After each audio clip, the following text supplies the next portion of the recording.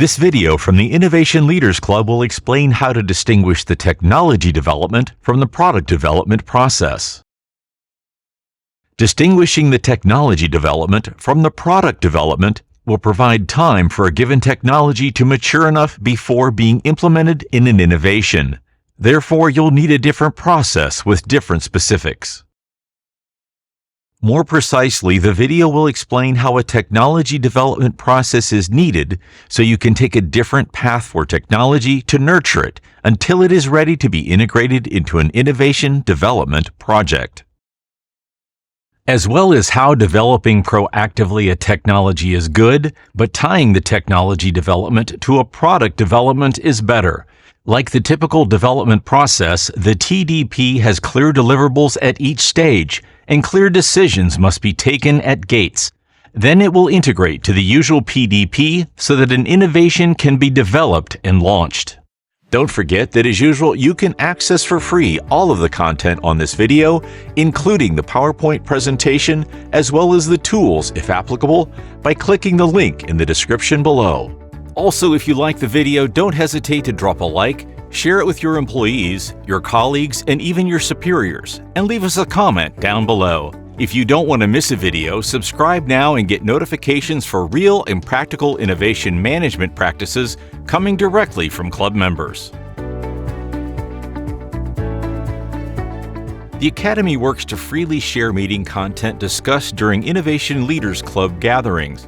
Through online bundles available for a fee, the Academy ultimately provides real and practical methodologies, visuals, and tools that can be edited or customized for your organization, training videos, and much more based on the Innovation Leaders Club members' shared best practices and the collective proficiency of all the members' knowledge. The Technology Development Process, or TDP, is a relatively structured process set up to rigorously manage a new technology development project, whether scientifically or financially. Mastering the technology in its development and adoption phase takes time, and the results can be unpredictable. The two levels of performance measurement include the TDP and the PDP. First, the TDP, or Technology Development Process, aims to reduce the technological uncertainties. It does not deliver a result that can be launched to the market. It provides the confidence to implement the technology. It is then followed by the PDP, or the Product Development Process, which implements the technology through product or innovation development. The output of a PDP can be measured on the market. Technology development is more difficult to measure because it isn't tangible, so it's often hard to promote this within the organization. This is why the question, why a technology development process, is an important one to answer. As shown, there's an inverse relationship between uncertainty and investment. Simply put, as the uncertainty level decreases, the investment increases. Moving forward in the TDP, there is a low level of information. Because of this, there is also low predicted investment or profit. This goes under the premise that having imperfect or limited knowledge results in the potential rise or decline in the unpredictability of profit in the future. Product development risks include market risk, product risk, organizational risk, and other unforeseeable risks. As the PDP is reached, there is more information gathered, and this increases the predicted success. The product development process is a key tool that enables organizations to be in competition with the competitors' products or offerings. It also allows them to keep up with the changes and trends in the market. Aside from that, it can also help the organization to diversify the target customer range or even expand into new market segments. The technological development process, more commonly called TDP, focuses on the technological aspects of a project while keeping a long-term vision on strategic objectives of the company, action plans of the company, and the needs of the company. Hence, the TDP allows innovators to separately manage technology development efforts as compared to product development. Technological development is performed upstream of the product development. The desired scenario is to integrate a validated technology in product development. That being said, integrating technology that hasn't had time to mature or sufficiently develop is a common mistake. A team needs time to debug the technology while also adequately developing the product. If the product hasn't been given this much needed time, It can lead to additional delays or a premature launch, causing customer dissatisfaction. Never miss a video. Subscribe now and get notifications for real and practical innovation management practices coming directly from club members. Don't forget to click on the link in the description below to access the content discussed in this video. A good technology development process is performed upstream of the product development process, thus during the front end of innovation. The technology development process is initiated the same way as a product development process. The project is selected in a project or new product portfolio. Note that everyone participating at the portfolio is aware that new technology is required in the selected project. It might not be clear yet that such technology will require the use of the technology development process. Once the project is selected, the mandate is defined and then goes through a mandate approbation checkpoint. Again, it might not be clear yet that a TDP will be required. Then the project is planned and preliminary feasibility is performed. Here, the team might realize that developing the technology will take more time than initially expected. The technology development is then separated from the project development to ease the management. Once this is completed, the project plan is submitted for approval. The technology development is then initiated in the detailed feasibility phase 1. Once the deliverables are completed, the team will present them in Gate T1. The letter T stands for the technology development process.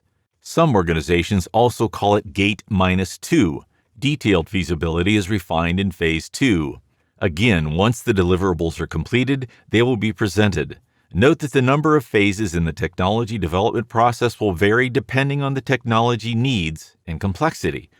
Once the technology is developed, it can either be integrated into a product development, which is what would happen with a standard PDP, or it could be deployed if it's a standalone technology by using a classical project management process. This is the case when a new technology is integrated into an operational process to improve efficiency and reduce cost. As an example, here are the details of each phase of the technology development process. This process should be tailored to each project's specific need.